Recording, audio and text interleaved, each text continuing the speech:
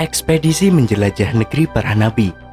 Mereka menemukan bahwa situs Nabi Daud dan Nabi Sulaiman ada di Jawa Tengah, sedangkan situs Nabi Nuh ada di Jawa Timur, di mana di daerah ini terdapat kembaran Gunung Ararat di Turki, yaitu gunung tempat berlabuhnya perahu Nabi Nuh. Fosil perahu ini setelah diteliti arkeolog Belanda menyimpulkan bahwa perahu tersebut terbuat dari kayu jati berkapur. Kayu ini hanya ada di Jawa. Setelah fosil kayu ini umurnya diukur melalui teknik isotop C14, ternyata Nabi Nuh hidup setelah zaman Nabi Ibrahim dan tempat tinggalnya di tanah Jawa. Fakta ini tentunya memerlukan kajian lebih lanjut. Apakah benar fosil perahu tersebut adalah fosil perahu Nabi Nuh? Majalah Times edisi 1 Februari 2010 memuat pernyataan Raphael Greenberg, seorang dosen di Universitas Tel Aviv. Dalam 4 tahun terakhir, berbagai organisasi Yahudi ekstrim sudah mengepung kota Yerusalem untuk melakukan penggalian bawah tanah di sekitar dan di bawah Masjid Al-Aqsa. Termasuk organisasi Eliyat yang fokus bekerja untuk mendirikan permukiman imigran Yahudi di Yerusalem. Selain itu, juga lembaga Eir David yang fokus melakukan penggalian di Siluan. Menurut Profesor Feinstein asal Israel, yang juga ilmuwan sejarah di Universitas Tel Aviv, mereka yang melakukan penggalian bawah tanah di Yerusalem mencampurkan adukan antara agama dan ilmu pengetahuan. Eilat meyakini dogma agama bahwa ada peninggalan sejarah Nabi Daud di sana, tapi sampai sekarang tidak pernah ditemukan.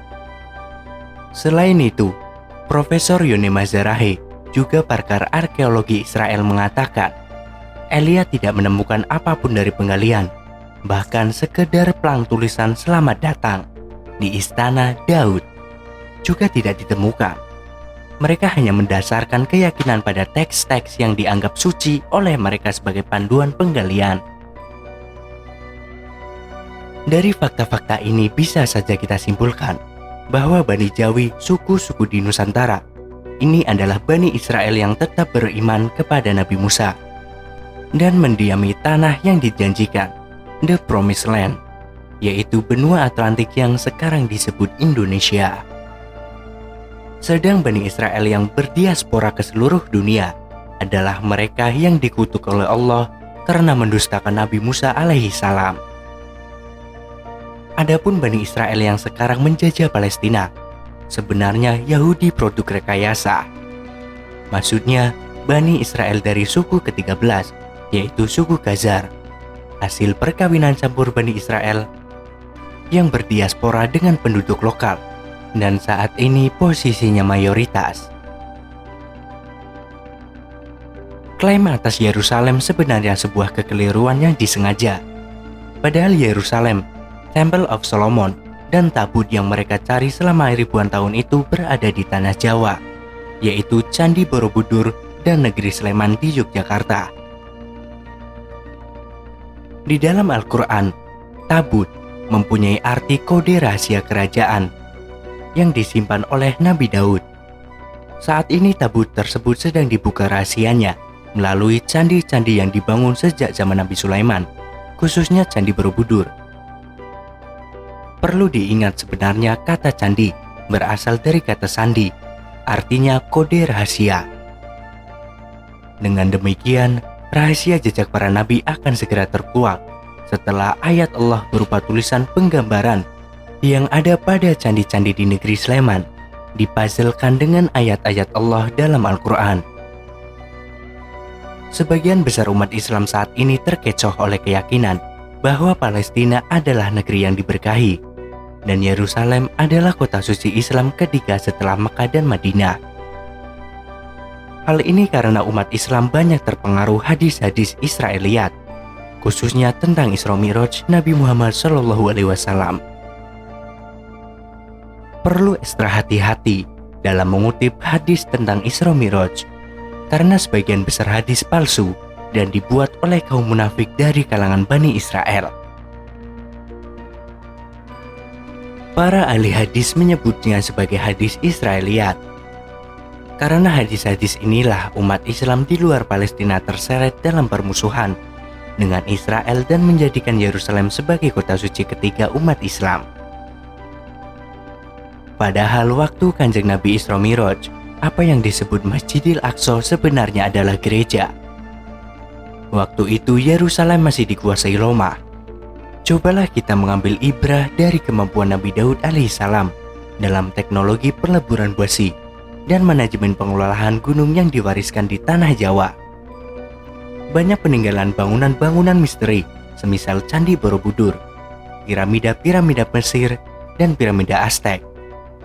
Dalam peradaban ini, para pendirinya adalah 3 sosok yang luar biasa, yaitu Nabi Daud alaihissalam, Nabi Sulaiman alaihissalam, dan Ratu Bilqis, yang masing-masing diberi kelebihan oleh Allah Subhanahu wa Ta'ala. Sampai saat ini, negeri kita adalah satu-satunya negeri yang paling banyak diwarisi gunung berapi dan deposit besi titanium yang tidak ada batasnya, yang tersebar di sepanjang pantai selatan Pulau Jawa.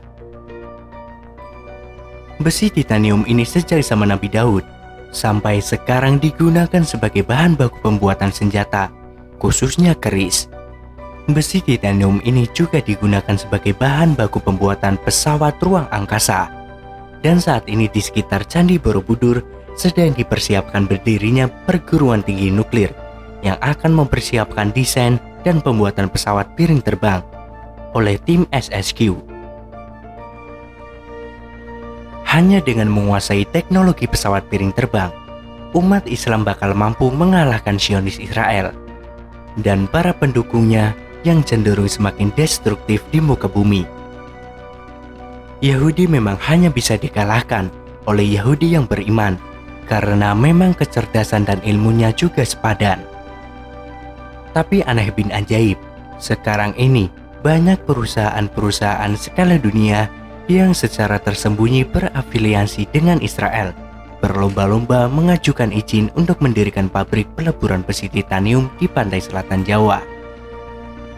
Sementara perusahaan-perusahaan besar lainnya yang sebagian besar juga milik orang Yahudi, baik Yahudi Eropa maupun Amerika, sudah malang melintang menguasai hajat hidup bangsa Indonesia. Sepertinya mereka akan mengembalikan penjajahan ala VOC tempo dulu. VOC adalah perusahaan milik Yahudi Belanda yang berhasil menjajah Indonesia. Sekiranya sejarah ini benar, Candi Borobudur sebenarnya kuil Nabi Sulaiman.